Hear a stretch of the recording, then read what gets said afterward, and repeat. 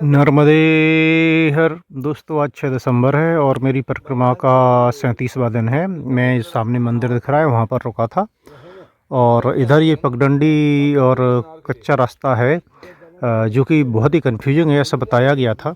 इधर नाला और छोटी सी नदी पार करना है। इसके लिए उजाला होने पर निकलना था, तो उजाले का इंतज़ार किया और अब उजाला हो गया है, तो मैं निकल पड़ा हूँ आगे के लिए। तो ये रास्ता है, देखिए, ये रास्ते से आगे बढ़ना है और तो चलिए आगे बढ़ा जाए। बोलो, क्या बोला आपने? बच्चा को मत दिया करो। हाँ, ये स्कूल जाने का बाबा पुटे रोज ढूंढते रहते, स्कूल नहीं जाते। स्कूल नहीं जाती। हाँ। तो देखिए दोस्तों, वही बात आज फिर से इधर भी लोग वही चॉकलेट वगैरह दे देते हैं।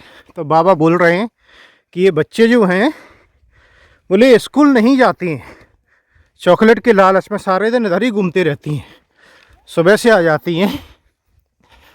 तो जो बात एक बार वो साधु ने बोली थी, कौन से गिरी जी थे, नाम भूल गया मैं, और मैंने भी बोली है कई बार कि जो कुछ देना है वो सही तरीके से दिया जाए, ये बहुत ज़्यादा ज़रूरी होता है, नहीं तो उसका गलत असर हो जाता है कई बार।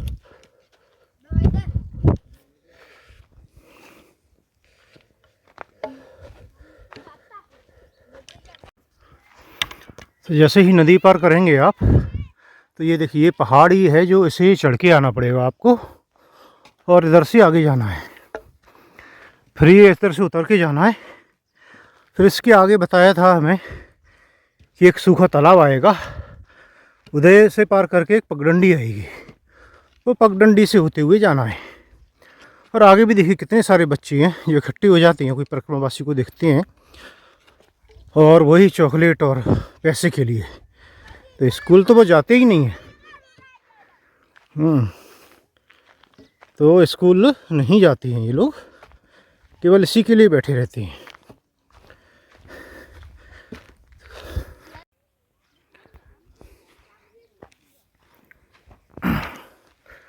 तो ये रास्ता है, ऐसे रास्ते पे जाना है।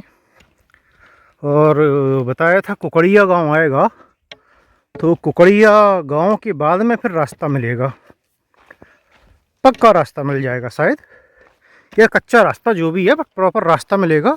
तो वहाँ से 12-13 किलोमीटर के लगभग चलना पड़ेगा, तो डही आएगा। बाकी तो इधर से क्या है, गूगल मैप रास्ता दिखाएगा नहीं। तो मैं एक बार जब वहाँ पहुँचूँगा तो फिर उस पर चेक करूँगा कि एक्चुअल में कितना दूर है। ये तो वो है जो कि बताया है, तो जो भी हो 3 के आसपास ये बताया था, 13-16 अगर इतना है तो बहुत अच्छा है। तो डही में जाके भोजन किया जाएगा आज का, और अगर इधर उधर होता है तो देखा जाएगा उस हिसाब से। फिलहाल तो ये है कि आगे बढ़ा जाए, कच्चे रास्तों का मज़ा लिया जाए भाई। यही तो रास्ते हैं जो कि परिक्रमा के होने चाहिए, असली रास्ते थे। हालांकि ऐसे रास्तों पर जो रोड बना दिए कहीं कहीं, वो भी ठीक है, सुविधा के लिए सरकारों ने, उसमें कोई समस्या नहीं है। लेकिन जहाँ रास्तों को हटा के ज़बरदस्ती रोड पे जाते हैं या जाना पड़ता है, तो वो थोड़ा सा बुरा लगता है।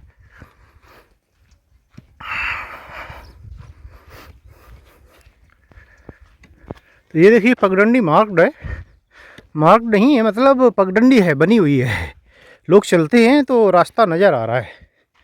लेकिन समस्या ये आती है कई बार कि जैसे ये देखिए, ऐसा लग रहा है कि उधर को भी जाती है, इधर को भी जाती है, तो फिर आपको किस रास्ते पे जाना है? तो ये थोड़ा सा, आप जंगल में हैं, अब जंगल में आपको पेड़ नहीं दिखेंगे, लेकिन ये है तो जंगल ही। तो वही थोड़ी सी समस्या आ जाती है कभी कभी, उसके लिए आपको थोड़ा सा अलर्ट रहना होता है। और तरीका देखिए, अभी तो आप बात करेंगे, तो अभी देखिए 7:26 हो रहा है और मेरे मोबाइल का नेटवर्क है, तो मैं चाहूँ तो उस पर लोकेशन देख सकता हूँ, रास्ता नहीं दिखाएगा, लेकिन वो ये दिखा देगा कि मुझे जाना किस ओर है। तो अगर ये पता चल जाएगा किस ओर जाना है, तो फिर समस्या नहीं आनी चाहिए उतनी। तो इतना भी बेकार नहीं है। और 3 किलोमीटर का रास्ता कोई बड़ा भी रास्ता नहीं होता है। बीच में कोई भी मिलेगा तो आप पूछ सकते हैं, कोई नहीं मिलेगा अगर, जिसकी संभावना ज़्यादा है कि कोई ऐसे में नहीं मिलता, तो आप एक पगडंडी पकड़ के चलते रहिए। अगर बीच में लगता है कुछ गड़बड़ हो गया, रास्ता नहीं है, तो उसी पगडंडी पर लौट आइए। थोड़ा सा लौटेंगे, आपने कहीं ना कहीं पगडंडी मिस की होगी तो दूसरी पगडंडी पकड़ सकते हैं आप। ऐसे करके चलती हैं भाई।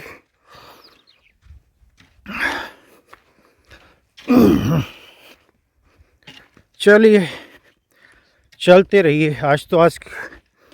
अभी तो आज की परिक्रमा शुरू ही हुई है लगभग। तो दोस्तों, ये जो बच्चे हैं जो दौड़ के आते हैं, टॉफ़ी मांगते हैं, चॉकलेट पैसे मांगते हैं, ये चीज़ अब फिर से दिखनी शुरू हो गई है। पहले मुझे लगा था कि शायद नर्मदेहर ही करते हैं दौड़ के, लेकिन वो धीरे धीरे उन्हें मांगना शुरू कर दिया है। अब ये तो ठीक है, चलिए, थोड़ा सा कभी कभी पिछड़ा एरिया भी लग जाता है। कुछ लोग तो होते ही होंगे जो कि अभी भी पिछड़े गरीब हैं, लेकिन ये पिछड़े और ये सब तो उधर भी थे। तो ये तो गुजरात में भी थे, लेकिन जैसे ही गुजरात आया था ये मांगने का सिस्टम ख़त्म हो गया था। और अभी तक मैं मध्य प्रदेश के अंदर जब तक एंटर किया मैं, तो काफ़ी गांव मिले, पिछड़े गांव भी मिले गुजरात में, ऐसा नहीं है। काफ़ी झोंपड़ी वाले लोग मिले, गरीब लोग भी मिले। उनके ही बच्चे नर्मदेहर करते थे। हो सकता है उनके मन में इच्छा रहती हो, लेकिन मुँह से एक बच्चे ने भी कभी मांगा नहीं कुछ भी। तो यही है कि पता नहीं क्यों भाई, गुजरात में तो ये समस्या नहीं देखी हमने, इधर ही देखी है मध्य प्रदेश में। और महाराष्ट्र में थी, ये महाराष्ट्र का एरिया था। अब मुझे पता नहीं मैं सही रास्ते पर हूँ कि नहीं हूँ, लेकिन मैं इसी रास्ते पर जाऊँगा, क्योंकि और कुछ मुझे सॉलिड पगडंडी दिखी नहीं उधर। उम्मीद करता हूँ कि ये सही रास्ता होगा। बाकी आज जो जहाँ रुका था मैं कल रात्रि को टेमला में, तो एक छोटा सा मंदिर था। तो चलिए ठीक है, गांव के बाहर की साइड मंदिर होता है, ऐसी जगह आप टॉयलेट की तो उम्मीद नहीं कर सकते। तो लेकिन फिर भी इन्फॉर्मेशन के लिए बता दूं कि भाई टॉयलेट नहीं थी टॉयलेट बनी हुई थी, लेकिन देख रेख नहीं थी उनकी, और वो बंद पड़ी हुई थी। अब वो आधी बनी हुई थी, कैसी थी पता नहीं, फिर देखा नहीं उजाले में जाके, क्योंकि अंधेरा हो चुका था लगभग मैं पहुंचा जब। तो अब किधर से जाएगा ये रास्ता भाई। एक चीज़ जो मुझे अच्छी नहीं लगी, पानी का भी मोटर थी, लेकिन पानी की व्यवस्था एक टंकी रखी हुई थी। तो बोल रहे कि भाई इसमें उतना ही पानी है, नहाने के लिए हेडपम्प चलाइए। और हेडपम्प में बोरिंग मोटर लगी हुई थी, तो बहुत एफर्ट लगाना पड़ रहे थे, फिर भी पीला पीला पानी आ रहा था। चलिए वो भी ठीक है, एक हद तक एक्सेप्टेबल है। लेकिन ये जगह जगह लिखा हुआ था अन्य क्षेत्र, लेकिन जब यहाँ आती हैं तो वही कहानी, सामान दे देंगे आधा पूरा, बनाइए सामान लाइए। कल फिर मैंने थोड़ी सी इंक्वायरी की कि अगर ऐसा है तो अन्य क्षेत्र क्यों लिखा है भाई। तो पहले तो बोले कि वो तो दूसरे लोगों ने लिख दिया। तो दूसरे लोग कौन हैं? तो गांव में जब मालूम किया तो पता चला कि वो दूसरे लोग दानदाता हैं, जो कि दान दे रहे हैं अन्य क्षेत्र चलाने के लिए। और केवल वो अन्य क्षेत्र चलाने के लिए दान नहीं दे रहे हैं, वो उसके लिए मजदूर का भी दान दे रहे हैं, खाना बनाने के लिए, कि आप खाना बनवा सकें उनसे, तो उनका भी पैसा दे रहे हैं वो। तो इतना सारा सब कुछ पैसा देने के बाद भी अगर कोई व्यवस्था नहीं कर रहा है, पैसे ले रहे हैं, तो फिर क्या कर रहे हैं भाई। तो बाद में फिर मैंने जो सज्जन थे जिम्मेदार, फिर उनसे भी बोला कि भाई अन्य क्षेत्र क्यों लिखा है। बोले नहीं, पहले तो सदाव्रती था। मैं कहा भाई अगर दानदाता ये चाहते हैं कि अन्य क्षेत्र चलाएं, तो उनने भी बोला कि नहीं, वो दानदाता जो हैं उन्होंने लिख दिया ये। तो उन्होंने लिख दिया, बिना सोचे समझे लिख दिया। तो फिर मैंने उन्हें बताया कि गांव वाले ये बोल रहे हैं, तो तब उनने फिर ये बोला कि हाँ नहीं सही बात है। बोले दानदाता चाहते हैं कि अन्य क्षेत्र चलाएं, वो पैसे देते हैं इसके लिए, और मज़दूरों का भी दे रहे हैं। उनने बोला, उनने ये नहीं बोला दे रहे हैं, उनने तो ये बोला कि उनने बोला है देने का, लेकिन मज़दूर मिलते नहीं हैं। अब देखिए झूठ कौन बोल रहा है यहाँ। दानदाता उधर वो उन लोगों ने लिखवा भी दिया जगह जगह अन्न क्षेत्र, ठीक है, और लिखवा दिया, और आज नहीं लिखवाया है, और कई जगह लिखवाया है उनने, बाकाया पेंट करवा के लिखवाया है। तो फिर वो दे रहे होंगे भाई, गांव वाले भी बोल रहे हैं। और अगर आपके पास व्यवस्था नहीं है, नहीं कर पा रहे हैं, तो आप उनसे मना कर दीजिए ना कि नहीं भाई हम अन्न क्षेत्र नहीं चला पाएंगे, आप इसे सदाबती रहने दीजिए। तो ये तो ऐसा ही है कि भाई बोल दो कि हाँ हम चलाएंगे, पैसा ले लो, और फिर नहीं चला पाओ, कुछ ना कुछ लग तो ऐसा ही रहा है। मैं तो यही चाहूँगा कि भाई ये वीडियो वो दानदाताओं तक पहुँचे जो पैसा दे रहे हैं, और इस चीज़ को थोड़ा सा करेक्ट किया जाए। भाई हमारा बोलना ये नहीं है कि आप भोजन पका हुआ दें, कच्चा दें, नहीं दें, देखिए वो आपकी इच्छा है। बात इतनी सी है केवल कि जो बोलो वो करो। वो क्यों? देखिए अगर कोई सपोज करिए कोई इंसान बहुत थका है, बीमार है, कुछ समस्या है, अब वो आपका अन्न क्षेत्र देख के, लिखा हुआ देख के आता है। पहले तो 7 किलोमीटर लिखा होता है, 10.5 किलोमीटर का, और जैसे तैसे आता है, रात हो जाती है, वो यहाँ आके इस उम्मीद में आता है, वो बीच में नहीं रुकता। उसे रुकने के लिए तो कहीं भी रुक सकता है कोई, तो वो यहाँ आ जाता है इस उम्मीद में कि भाई भोजन मिलेगा। अब भोजन उसे मिलता ही नहीं है, तो इसमें कहीं ना कहीं आप फिर पाप के भागीदार नहीं बन रहे हैं क्या? तो एक तरीके से झूठ हो गया। तो इसलिए अच्छा तो यही है कि अगर अन्न क्षेत्र लिख रहे हैं तो अन्न क्षेत्र चलाइए भाई, अगर अन्न क्षेत्र नहीं चला सकते तो सदाबत चलाइए। अगर भाई वो भी नहीं चला सकते तो मत लिखिए कुछ भी। तो कोई उम्मीद नहीं करता आपसे, सब मैया के भरोसे आते हैं, और व्यवस्थाएं होती हैं, रास्ते में कई जगह मिलती हैं, यहाँ पे रुका जा सकता है और भोजन भी मिल सकता है। ग्रुप में जो लोग आते हैं वो अपना लेके पका सकते हैं, वो सक्षम होते हैं इसमें, वो उन्हें पता होता है पहले से ही। और नहीं तो जो है आप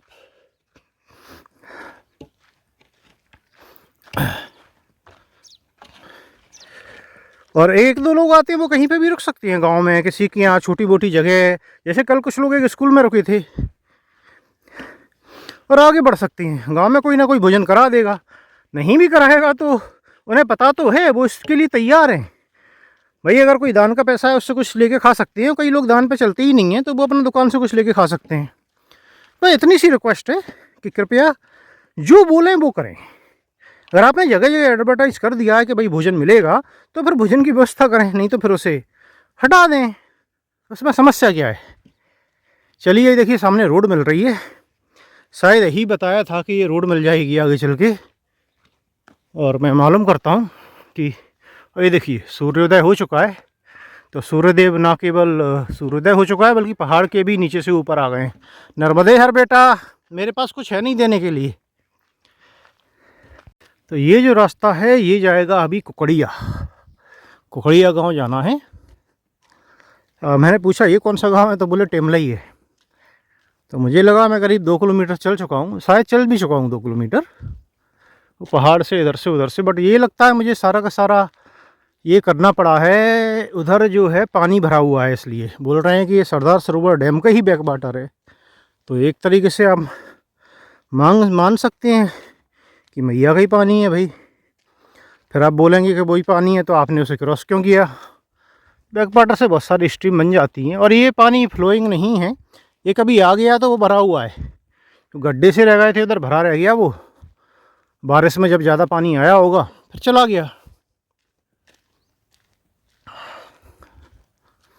तो ये इससे मैं जाऊंगा कुकड़िया के बाद में रास्ता पूछूंगा जैसे ही गांव आता है।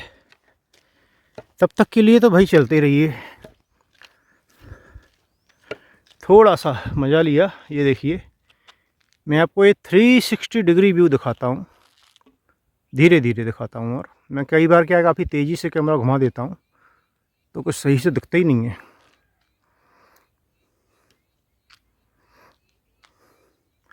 तो आपको पहाड़ों के अलावा और कुछ नज़र आएगा ही नहीं, क्योंकि ये सूलपानी का अपोजिट का एरिया ही है। तो हम चल रहे हैं। अच्छा अपोजिट का मतलब क्या है? सूलपानी नहीं है भैया, सूलपानी ही है। सूलपानी के पहाड़ तो एक ही हैं, केवल क्या था कि कोई नदी आती है जब, तो वो जो निचली एरिया होता है, तलाई या जो भी बोलते हैं पता नहीं, तो नीचे नीचे से रास्ता बना के बहती है। तो वो जो पहाड़ों के बीच का रास्ता था, वहाँ से नर्मदा जी जो है अपना रास्ता बना के निकल गई। तो उनका जब ये फिर डैम बन गया तो वो पानी का भराव और ज़्यादा हो गया। पर सुलपानी से निकली थी, मैं गलत हूँ, सुलपानी से तो शुरू से निकली हुई हैं, बट ये डैम का जो पानी का भराव ज़्यादा हो गया उसके कारण रास्ते जो है काफ़ी बदल गए, बस यही अंतर हुआ है।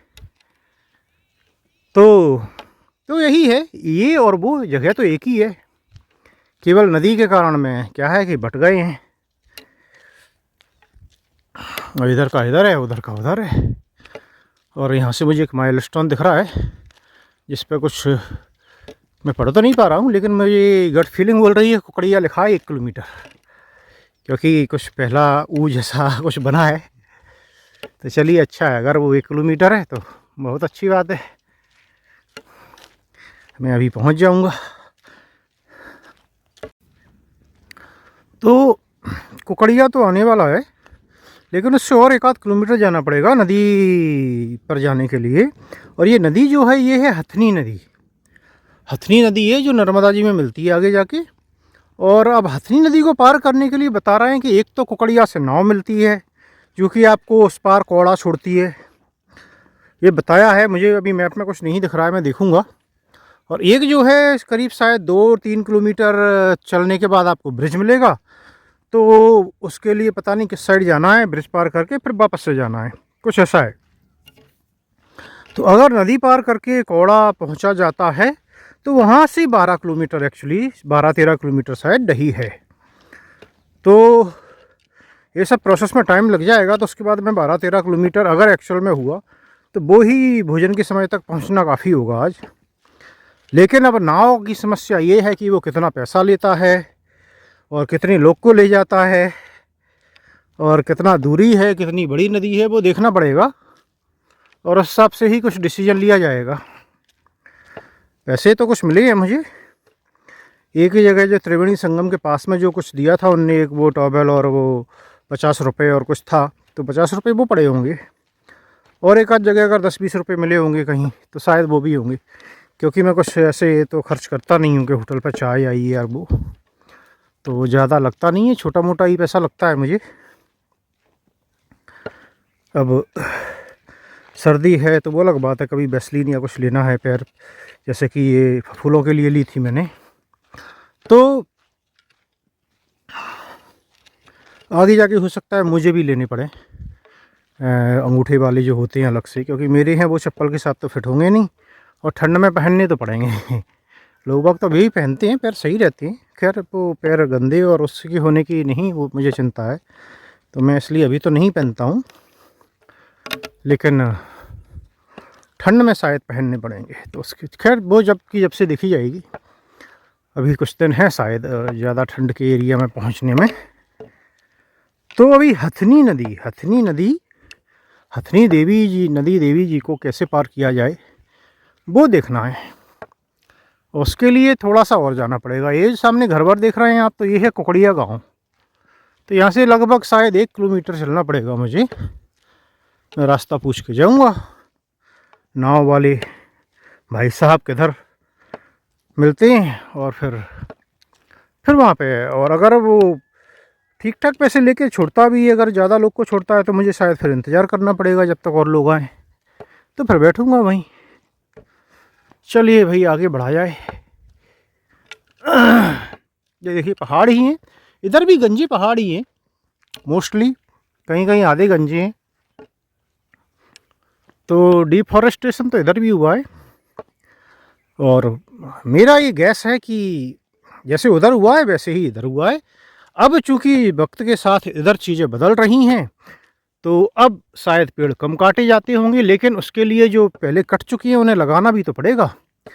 तो अगर दोबारा से पेड़ पौधे लगाए जाएं तो समय के साथ शायद वो हरे भरे दिखना शुरू हों, और हो सकता है ये शुरुआत हो गई हो, मुझे नहीं पता है, मैं सब कुछ तो नहीं मालूम कर सकता हूँ यहाँ से, लेकिन क्योंकि जो ये आइडिया ये तो सबको ही पता है कि कैसे होता है, डिफॉरेस्टेशन कैसे करना है भाई। तो हो सकता है किसी ने इनिशिएटिव लिया हो। अभी तो वेल कनेक्टेड रोड्स भी हैं इधर, तो ये सब करने में कोई ऐसी खास परेशानी भी नहीं आनी चाहिए। और इधर तो पानी की भी ऐसी तो कोई समस्या नज़र नहीं आई। अच्छा, पानी की समस्या तो उधर भी ऐसी कोई नज़र, जब ढाबरी था तो ढाबरी में वहाँ पे बोर थी, पानी था, उनने चलाया नहीं था, वो अलग बात है। तो उधर पानी की समस्या, वैसा फ्लोइंग वाटर अवेलेबल नहीं था, लेकिन पानी तो वहाँ पे भी रहा ही होगा। जब बोर एक जगह पानी मिल सकता है तो और भी जगह मिल सकता है, लेकिन चूंकि इकोनॉमिकली काफ़ी वीक था वो एरिया, तो बोर कराना उतनी ऊंचाई तक मशीन लाके वो शायद अफोर्ड नहीं कर पाते होंगे लोग मोस्टली। वहाँ तो ये है कि दानदाताओं ने करवा के दी हुई थी बाबा को, लेकिन लालच के कारण बाबा उसे चलाना नहीं चाहते थे जब तक आप उन्हें थोड़ा सा पैसा और ना दे दो। ये है कुकड़िया गांव। सूर्यदेव कहीं छिप गए लगता है, ये तो बादल ऐसा तो नहीं है, इसके पीछे हैं क्या, पता नहीं, एकदम नज़र नहीं आ रहा है, लेकिन जैसी चमक दिख रही है एक जगह, तो उससे तो लग रहा है कि उसके पीछे हैं, वो बादल का टुकड़ा है जो कि मुझे नज़र नहीं आ रहा है। ये एक रीज़न हो सकता है। चलो भाई, तो यही है ग्राम कुकड़िया। और यहाँ पर भी आप देखेंगे तो आपको घर अधिकतर पक्के ही नज़र आएंगे, ऊपर का स्ट्रक्चर छोड़ दीजिए। देखिए सामने वाला हो, चाहे ये हो, या फिर ये पीछे वाले हों, तो ये भी देखिए पीछे का है जो बना है वो पक्का ही बना है। उसके पास में झोंपड़ी डाल ली, क्योंकि ज़रूरतें ज़्यादा होती हैं तो फिर, या गाय भैंस वगैरह पाले रहते हैं तो वो झोंपड़ी में फिर वो उनके लिए व्यवस्था कर देते हैं। तो घर के मामले में तो कम से कम मैं बोल सकता हूँ कि काम अच्छा हुआ है इधर भी। और ये लगातार मुझे मुर्गों की आवाज़ आ रही है, कुकड़ू कुकड़ू, तो ऐसा तो नहीं है इसी कारण से इसका नाम कुकड़िया रख दिया हो कि हमेशा मुर्गे बोलते रहते हैं, पता नहीं।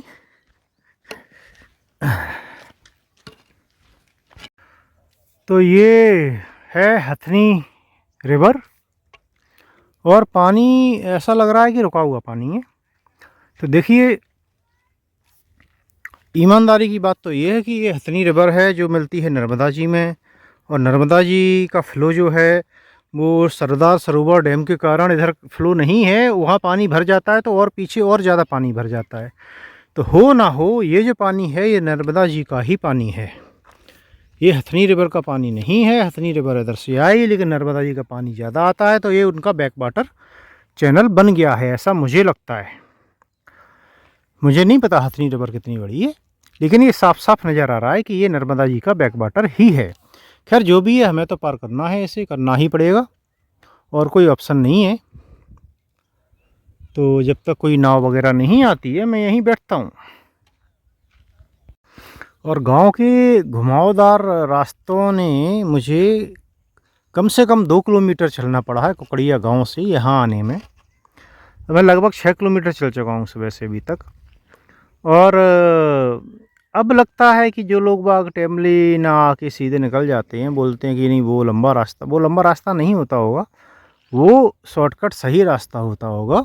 क्योंकि यहाँ के ये 2-3 किलोमीटर तो कोई काउंट ही नहीं करता है जब वो दूरी बताते हैं, तो पगडंडियों वाले रास्ते और ये रास्ते नहीं करते हैं, वो केवल रोड से मोटा मोटा करते हैं। तो आपका ये 4 का 5 किलोमीटर तो उनके कैलकुलेशन में होते ही नहीं है। ये देखिए पहाड़ों के बीच में नदी, और ये पहाड़ों के बीच में नदी, और आगे स्लोप होगा इसका दाईं ओर, जैसे जैसे आगे बढ़ेगी नीचे की ओर, फिर भी पानी रुका हुआ है, ये साफ साफ बताता है। इसीलिए मैं बोल रहा हूँ कि ये जो है बैक वाटर ही है।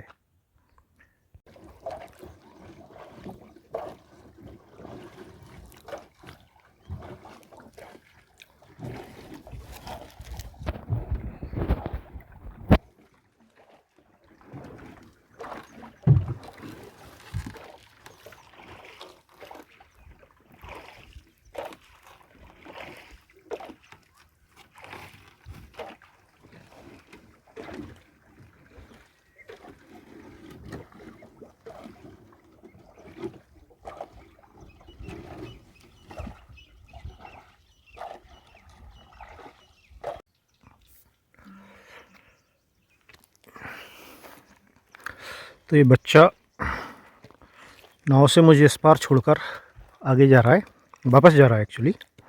मैं पूछा कि स्कूल नहीं जाता, बोला जाता हूँ, 7वीं क्लास में है, 10 बजे से स्कूल है। मैं कहा ठीक है फिर, और 10 रुपये लेता है तो मैंने पूछा कि किसके पास नहीं हो, तो बोलता है नहीं लेता हूँ। मुझे बहुत अच्छी बात लगी। बराबर 20 रुपये थे मेरे पास, तो मैंने 20 रुपये फिर दिए उसको।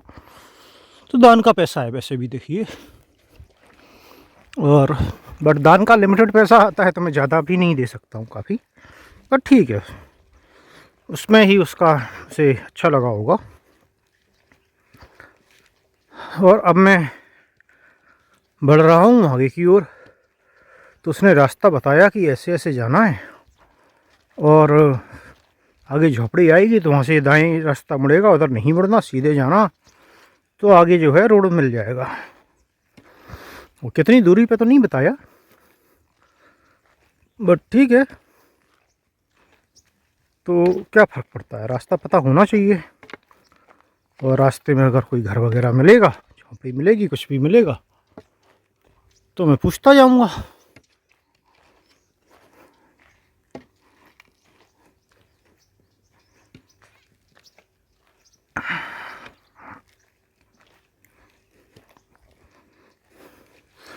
बोट जो होती है गीली होती है, वो फिर बीच में पट्टी लगी होती है लकड़ी की, लोग बाग उस पर पैर रख के चढ़ते होंगे, उतरते होंगे, तो वो गीली हो जाती है, गंदी भी थी। वैसे ही कपड़े हमारे गंदे होते हैं, उस पर बैठोगे तो हर ऐसे गंदे हो जाएंगे कि। और आपको ठीक बीच में ही बैठना होता है, जिससे कि उसका बैलेंस बना रहे बोट का। फिर बच्चा चला रहा है, तो आप सोचिए कि। तो मैंने जो एक पॉलीथीन ख़रीदी थी बिमलेश्वर में कि 10 रुपये की, जो समुद्र से लहरें आती हैं, टकराती हैं, उसके कारण पानी उछटता है तो बैग भीग जाती हैं, उससे बचाने के लिए। तो उसके बाद में मैंने उसे रख ली थी, कहीं बैठना हो, ऐसा कुछ ज़रूरत हो तो वो काम आ जाती है। थोड़ी सी बड़ी पॉलीथीन है, वो बहुत बड़ी नहीं है, लेकिन इतनी है कि आप उस पर बैठ सकें आराम से। तो मैं उसे रखे हुए हूँ बैग के बाहर, जो दोनों साइड पानी की बोतल के लिए जगह होती है, तो एक साइड मैंने उसे रख दिया था, तो वो काम आ गई, हंडी थी।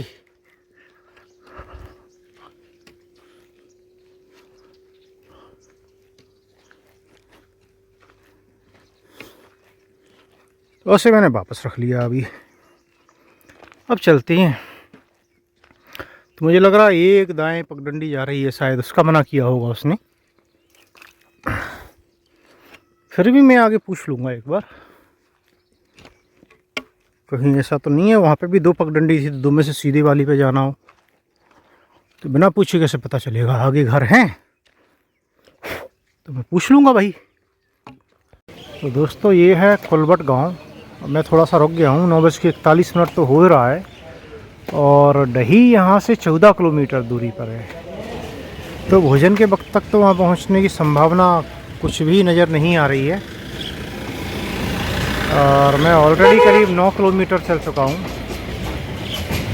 तो देखिए, चलूँगा धीरे धीरे जितना चल पाता हूँ। अगर रास्ते में कुछ मिला तो ठीक, नहीं तो आज ऐसे ही निकाला जाएगा बिना भोजन के।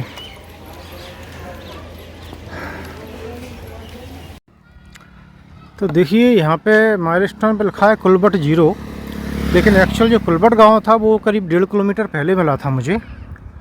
और ये देखिए यहाँ पर पता नहीं, बहुत ही उसके ऊपर पोत दिया है किसी ने, पेंट कर दिया था, तो आपको नहीं दिख रहा होगा, लिखा है धार जिला आपका हार्दिक स्वागत करता है। तो यहाँ से मुझे लगता है अलीराजपुर ज़िले की सीमा समाप्त होती है और धार जिला शुरू होता है। और यहाँ देखिए ग्राम पंचायत कवड़ा, तो ये कवड़ा शायद गांव आने वाला होगा का ये बोर्ड लगा है। तो बोलता है नर्मदा परिक्रमा पाथ है ये, डही जनपद पंचायत डही है। तो विश्राम स्थल की दूरी 12 किलोमीटर है जनपद पंचायत डही की, और नर्मदा दर्शन की दूरी है 22.5 किलोमीटर। तो क्या है इसका मतलब पता नहीं, क्या 22.5 किलोमीटर पर नर्मदा जी के दर्शन होंगे मैया के, क्या वो रास्ते में है?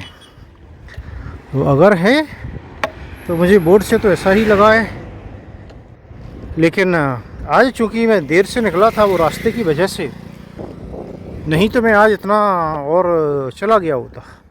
30-32 किलोमीटर तक तो मैं कर लेता हूँ, समस्या नहीं आती। बट आज की समस्या अब ये है कि भोजन के लिए भी तो कहीं रुकना पड़ेगा।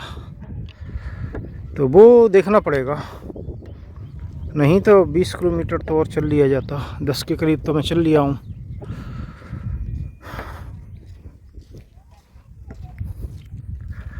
दस या शायद 11 किलोमीटर के आसपास चल लिया होऊंगा मैं, देखना पड़ेगा मुझे। तो इतना चल सकता था मैं।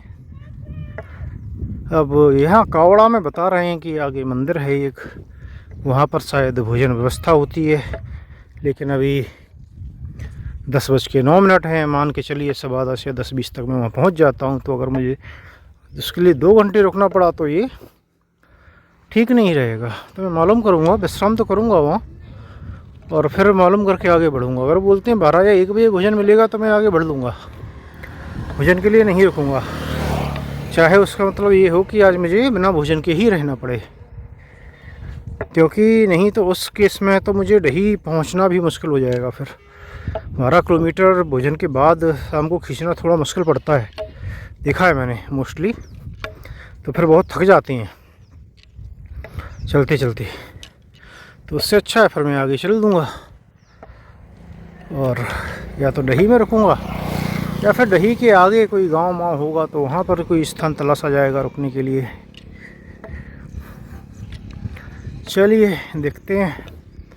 अभी तो मंदिर तो नज़र नहीं आ रहा है भाई, आ रहा होगा। और ये जगह का नाम है जो मुझे पीछे बताया था कौड़ा, बट यहाँ शायद बोर्ड पे कवड़ा लिखा था। और गूगल पे अगर मैं मुझे सही याद है तो कबाड़ा डला हुआ है। तो एक बार दोबारा देखना पड़ेगा कि नाम क्या है। तो ये है वो हनुमान मंदिर कौड़ा, और यहाँ पर मैं थोड़ी देर विश्राम करूँगा, फिर आगे बढ़ूँगा मैं। अरे बाबा,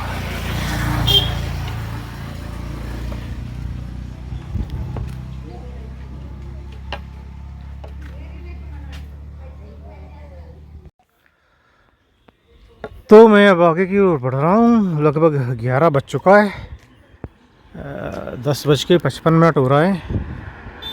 और यहाँ से अगला स्टॉप है वो है डही, जो कि 12 किलोमीटर है। तो वो तो काफ़ी दूर है। तो भाई भोजन तो आज नहीं होंगे, क्योंकि यहाँ पर भोजन व्यवस्था नहीं थी। सामान मिल सकता था, लेकिन फिर अलग अलग दल के लोग आते हैं, तो उसमें कौन क्या करने वाला है वो बड़ा मुश्किल होता है। तो कुछ लोग आपस में ही लगे थे कि भाई फिर सबको अलग अलग तो वो देते नहीं हैं। तो इसलिए हमने सोचा कि बेहतर तो यही है कि आगे बढ़ा जाए। भोजन एक आध दिन नहीं होंगे, एक आध टाइम, तो ऐसे कोई बड़ी बात नहीं होती है भाई। और अगर डही में रुकना भी पड़ा तो कम से कम ढंग से विश्राम तो हो जाएगा। अगर जल्दी पहुंच जाएंगे तो हो सकता है भाई 4 घंटे लग जाएं। अगर चलता रहा मैं तो 3 बजे तक पहुंच गया तो मैं विश्राम ढंग से कर लूँगा। आज हो सकता है उसमें चलने पे 22-23 किलोमीटर ही चल पाऊँगा टोटल, लेकिन फिर विश्राम हो जाएगा। और नहीं तो होगा ये कि यहाँ पर भी बैठे रहो, भोजन भी नहीं होगा और शाम को ढंग से विश्राम भी नहीं होगा, और चल तो वैसे भी नहीं पाना है आज, क्योंकि लेट निकला हूँ। तो इस तरह से अब मैं आगे बढ़ रहा हूँ। पैर दर्द करने लगते हैं एकदम से, अगर आप बैठो कहीं फिर दोबारा से चलो तो काफ़ी दर्द करने लगते हैं। अभी तो नहीं, थोड़ा सा वक्त लगेगा नॉर्मल होने में, चलते चलते तो जाके थोड़ा ठीक चल पाऊँगा। क्योंकि 10-11 किलोमीटर, शायद मैं 11 किलोमीटर चल लिया हूँ अभी तक, अगर मैं गलत नहीं हूँ। 11 या 11.5, इतना पैरों के लिए काफ़ी होता है, इतना कम भी नहीं होता है। तो वो थोड़ा दर्द करना तो शुरू कर ही देते हैं। चलिए भाई आगे बढ़िए। मैं करीब 5 किलोमीटर चल लिया हूँ वहाँ से, अब बहुत थक गया हूँ। अब तो कुछ देर से देख रहा हूँ कोई जगह दिखे बैठने की छाँव में, तो बैठूँ। छाँव कहीं कहीं मिलती है पेड़ों की, झाड़ियों की, लेकिन प्रॉपर जगह नहीं मिलती है। अब ये रोड क्या है, छोटा है, इस पर बीच बीच में बसें और बड़े वाहन भी आ रहे हैं, कम आ रहे हैं लेकिन आ रहे हैं। तो जब वो आते हैं तो करीब करीब सारा रोड कवर हो जाता है। तो रोड के किनारे ऐसे बैठना ठीक नहीं है। देखिए इधर भी कुछ नहीं है, घर भी बने हैं वो अंदर को बने हैं, तो अगर फिर कहीं बैठना है तो अंदर जाना पड़ेगा, जो कि ठीक नहीं होता है। अगर घर के बाहर चबूतरा वगैरह हो तो अलग बात है बैठने की, बट वो आदिवासी एरिया में आपको मिलेगा नहीं मोस्टली। यही देख रहा हूँ मैं तो अभी, तो बैठना तो है कहीं भाई, विश्राम तो करना पड़ेगा। देखते हैं चलिए।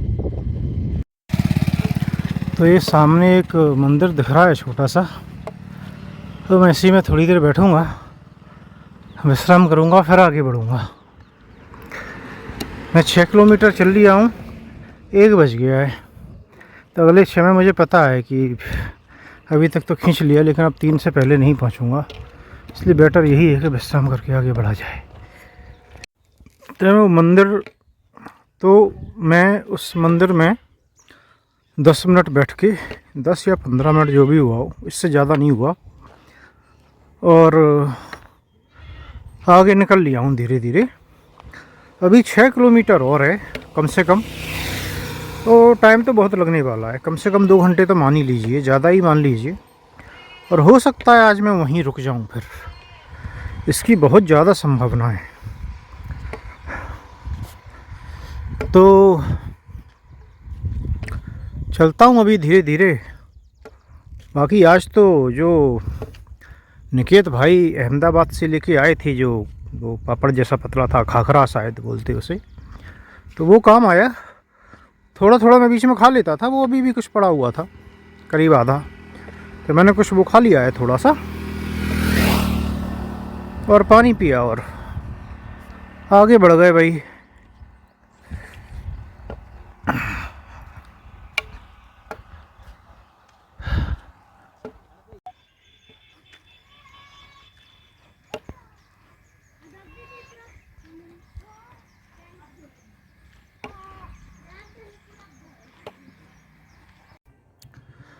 तो पीछे एक पंडित जी थे, अपनी गैराज चला रहे थे, गाड़ियों वाड़ियों का काम है, तो उनने बुलाया भाई 1-2 बार में, तो मैंने सुनी नहीं, फिर वो लड़के को बाहर भेज के बुलाया,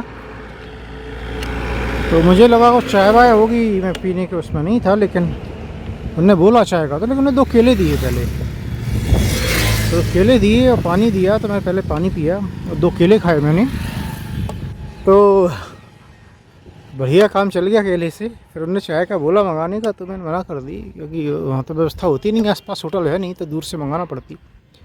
तो 10-15 मिनट बैठा और थोड़ी सी बातें हुई, गौ रक्षा और ये और वो इधर उधर की। और अब मैं आगे बढ़ रहा हूँ। उन्होंने थोड़ा सा रास्ता भी बताया आगे का, कि वो कौन सी एक राय करके जगह है, वो पूरा नाम तो भूल गया मैं, तो वो उसमें लिस्ट में रहता है सबकी, मेरे में भी है, लेकिन वो डूब गया है, तो वो रास्ता है ही नहीं उधर। और कोटेश्वर भी, जो अगर किसी के पास कुछ 1 साल पुरानी लिस्ट होगी, उसमें कोटेश्वर का भी नाम दिया रहता है, तो वो कोटेश्वर जो पुराना था वो भी डूब गया है। तो नया कोटेश्वर है, वो बता रहे थे कि निसरपुर के पास में कुछ तो जगह थी, तो वहाँ पे बना है अब। तो ठीक है, वहाँ 25 किलोमीटर है वो जगह यहाँ से, तो वहाँ तक का पता ले लिया है। तो आज अभी 3 ही बजा है, और यहाँ से 1.5 किलोमीटर है, 1.7 किलोमीटर है, तो वो जगह है डही का आश्रम, हनुमान मंदिर है जो। तो मैं चाहूँ तो जा सकता हूँ वहाँ पे, थोड़ा रेस्ट करके 4-5-6 किलोमीटर नर्मदेहर आगे तक, लेकिन 4-5-6 किलोमीटर आगे कुछ है नहीं, ऐसा बता रहे हैं। सीधा फिर वहाँ से 12 किलोमीटर है, तो पता नहीं, एक मन करता है कि कम चल रहा हूँ तो चलो आगे बढ़ो, थोड़ा सा कहीं भी रुक जाओ, और फिर दूसरा बोलता है कि भाई रुक जाओ यहीं, पैर ज़्यादा साथ नहीं दे रहे हैं। लेकिन तो ये तो द्वंद्व है, अंतर्द्वंद चलता रहता है, तो मुझे नहीं पता मैं क्या करूँगा, लेकिन संभावना ज़्यादा है कि शायद मैं यहीं रुक जाऊँ। और अगर मैं यहाँ रुका तो कल भी मैं कम ही चल पाऊँगा, 24-25 किलोमीटर ही चल पाऊँगा कल, क्योंकि कल मुझे फिर कोटेश्वर में रुकना पड़ेगा। और अगर आज मैं 5-6-7 किलोमीटर यहाँ से और आगे चले जाता तो कल हो सकता था, इसकी संभावना थी कि मैं कोटेश्वर में कल का दोपहर का भोजन करता। तो ऐसे 10-12 किलोमीटर का डिफरेंस 2 दिन में आ जाएगा, या शायद ज़्यादा आ जाए। नर्मदे हर। तो अभी तो फ़िलहाल तो मैं वहाँ जाके थोड़ा अच्छे से पैर फैला के बैठना चाहता हूँ, रेस्ट करना चाहता हूँ 15 मिनट कम से कम, फिर देखा जाएगा। देखते हैं वहाँ कैसा लगता है, फीलिंग पे भी डिपेंड करता है। अगर अच्छी फीलिंग रही, अच्छा लगा तो रुक जाऊँगा, लेकिन अगर फीलिंग अच्छी नहीं रही तो हो सकता है फिर मैं आगे ही बढ़ूँ। फिर तो ये कहीं भी रुक जाओ, फिर क्या फ़र्क पड़ता है। तो ये आपको सामने साइन बोर्ड दिख रहा होगा, इस पर लिखा है डही 0.5 किलोमीटर। तो इसके 1 और किलोमीटर आगे आश्रम है, तो इसलिए मुझे अभी 1.5 किलोमीटर चलना है। फिर लिखा है कुक्षी 26 किलोमीटर। तो कुक्षी हमें नहीं जाना है शायद, और वो शायद क्यों बोल रहा हूँ मैं, क्योंकि आप इधर देखिए निसरपुर 25 किलोमीटर लिखा है, तो कोटेश्वर मंदिर है वो उसके पास में है। तो कुक्षी और वो दोनों एक जगह तो है नहीं, तो कहीं ना कहीं बीच में डाइवर्जन होगा रोड का, तो कुक्षी का रास्ता अलग जाता होगा, तो हमारे रास्ते से शायद अलग है। और ये जो जगह है ये डही, ये धार ज़िले में पड़ती है, जो मैंने आप शायद सुबह और बताया था। बाकी देखिए बड़वानी लिखा है 41 किलोमीटर। तो इसका सीधा सा मतलब ये है कि हम जो चल रहे हैं वो लगभग बड़वानी के अपोजिट हैं। तो लगभग इसलिए बोल रहा हूँ कि 1 दिन का डिफरेंस मान लीजिए कि आगे का दिया है, तो कहीं से हो सकता है रोड अलग से कट जाएगा, या फिर निसरपुर होके आगे जाता हो, और उसके लिए तो केवल नर्मदा मैया को एक ब्रिज से पार करके उधर चले जाएंगे, तो शायद बड़वानी आ जाएगा। तो ये एरिया कहीं ना कहीं वो वाला आने वाला है। तो अगर ऐसा है तो बड़वानी के बाद ही, यहाँ तक मुझे ध्यान है, जंगल शुरू हुआ था, तो हो सकता है ये एरिया फिर धीरे धीरे ख़त्म हो रहा हो, आगे से नहीं मिले, ऐसा मेरा अंदाज़ा है। बाकी सही से तो मैं कुछ भी नहीं बोल सकता हूँ, जो होगा जो दिखेगा वो बताऊँगा आगे देखकर। और थोड़ा सा मैप में भी देख लूँगा एक बार, तो पता चलेगा कि आज किधर हूँ मैं। तो मैप ये बताता है कि निसरपुर जो हम जाएंगे कोटेश्वर, तो कोटेश्वर से थोड़ा सा और आगे दाईं ओर एक कोई ब्रिज मिलेगा नर्मदा जी पर, तो मैया पर, उसके ऊपर से जाके बड़वानी पहुंचा जा सकता है। बड़वानी वहाँ से पास में है, तो बोल सकते हैं कि निसरपुर जो है वो लगभग बड़वानी के अपोजिट है। 4-5 किलोमीटर का डिफरेंस मान लीजिए बस। तो फिर आज कहाँ हैं हम? तो आज का मैं देख रहा था तो मुझे लग रहा था कि कहीं ना कहीं जो बोरखेड़ी था, बोरखेड़ी का एरिया था, क्योंकि बिजासन और वो यहाँ से थोड़ा सा आगे थे अपोजिट साइड में, तो शायद बोरखेड़ी जो मैं रुका था उसके अपोजिट होना चाहिए ये। तो ये तो यही बोलता है ये सारी चीज़ें कि निसरपुर के आगे संभवतः जंगली एरिया समाप्त हो सकता है।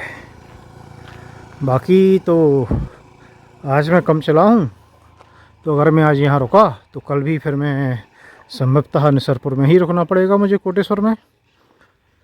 निसरपुर के पास जो है जगह, एक जगह का नाम था भूल गया, तो वो कोटेश्वर मंदिर है वहाँ नया वाला। तो फिर अगर मैं कल वहाँ रुकता हूँ तो मुझे परसों से पता चलेगा कि कहाँ है हम, क्या वो जंगल है, झाड़ी है, पहाड़ हैं, नहीं है, जो भी है। चलिए फ़िलहाल तो आज धीरे धीरे चला जाए और थोड़ा सा विश्राम किया जाए। तो ये है वो मंदिर, और जो कि बताया गया है। अब उसके दरवाजे तो बंद हैं, तो कहीं कुछ खुला होगा, मैं देखता हूँ और अंदर जाता हूँ, फिर देखते हैं अंदर क्या व्यवस्था है भाई। मंदिर तो देखने में काफ़ी अच्छा लग रहा है और व्यवस्थित भी लग रहा है कम से कम मंदिर तो। बाकी अभी देखते हैं।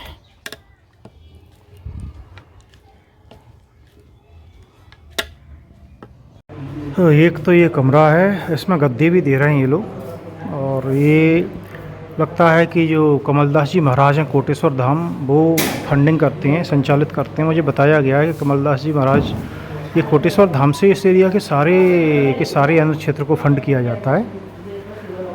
और इसके अलावा ये मंदिर का हॉल है, इसमें भी विश्राम कर सकते हैं। तो ऐसी व्यवस्था है। बाकी कुछ तो इधर निर्माण कार्य चल रहा है। इतना बड़ा मंदिर है तो मैं एज्यूम कर रहा हूँ कि टॉयलेट वगैरह तो होगी ही। ये देखिए अंदर भी तस्वीर लगी हुई है, कमलदास जी महाराज कोटेश्वर। और ये एक और तस्वीर है, वो पता नहीं अब किसकी है।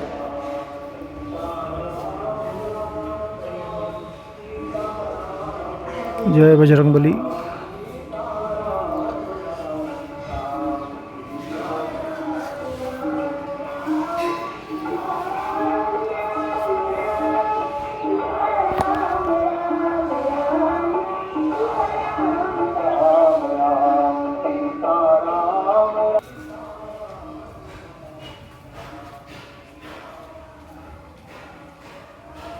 तो ये भोले बाबा की गणपति जी को गोद में लिए हुए एक मूर्ति है यहाँ पर।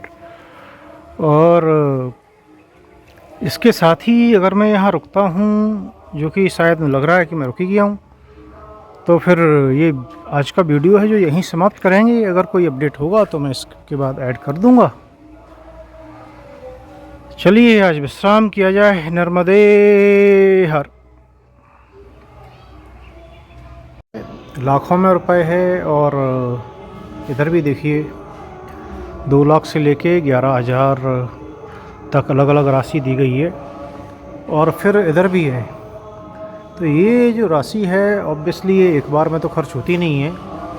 तो ये देखिए तो फिर ये राशि को कहीं ना कहीं वो डिपॉजिट या कैसे भी करके फिर उसे चलाते होंगे और उससे चलता होगा। बीच में दान तो मिलता ही रहता होगा। जैसे ये जगह है, ब्लॉक लेवल की जगह है, तहसील है, तो कहीं ना कहीं ऐसे आगे बढ़ता होगा। और वो महंत जी की लगी हुई है तस्वीर, तो मुझे लगता है कि वो वो पूरे क्षेत्र जो है उस पर कहीं ना कहीं उनकी मदद होती है, करते हैं वो। क्योंकि पीछे मुझे बताया था, यहाँ का नहीं पता मुझे यहाँ पे कितना है, लेकिन यहाँ से बाकी के जो मिले हैं मध्य प्रदेश आने के बाद, तो सारे स्थानों पर उनके द्वारा संचालित होता है, दान भेजा जाता है, ऐसा मुझे बताया है। दान लेने वाला कभी अपने मुँह से नहीं बताता। जो आज मैसेज आओगे आप जहाँ पे सेवा कर रहे हैं, वो कभी नहीं बोलेंगे कि हम दान ले रहे हैं। वो एंट्री भी करते हैं तो बोलेंगे नहीं हम रिकॉर्ड के लिए रख रहे हैं, ऐसा रख रहे हैं, जबकि हमें पता होता है कि क्यों रख रहे हैं। खैर जो भी है, तो यही है।